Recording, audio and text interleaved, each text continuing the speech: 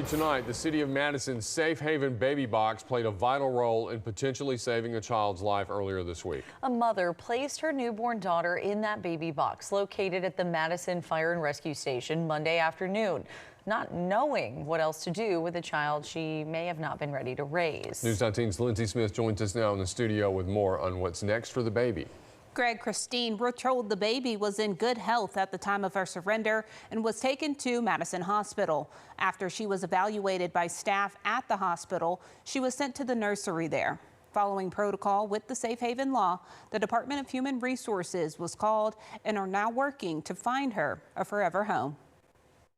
We may never know the backstory of this little girl, but Safe Haven Baby Box advocates say there's peace in knowing this child is safe. We want the box to be used more and more. This child is safe thanks to a mom who made the decision to give her up. I just want to thank her for making, in my opinion, one of the most loving, selfless choices that she could make. It was obvious she wasn't ready to be a mom, and there is no shame in that.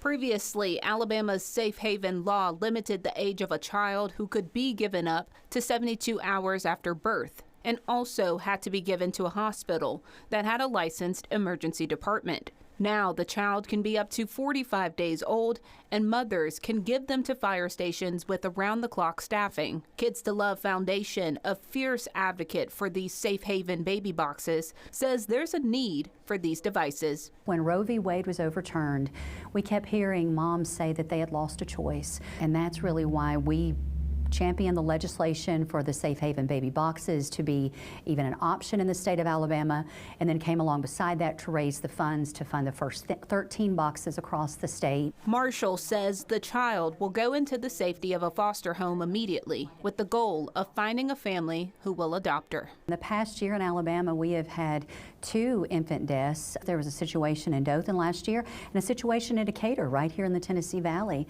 If those moms had another choice, who's to say that that baby may not be alive and in a loving adoptive family today?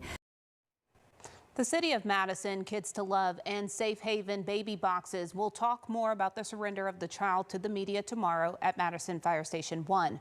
News 19 will be there and will bring you what we learn on air and online.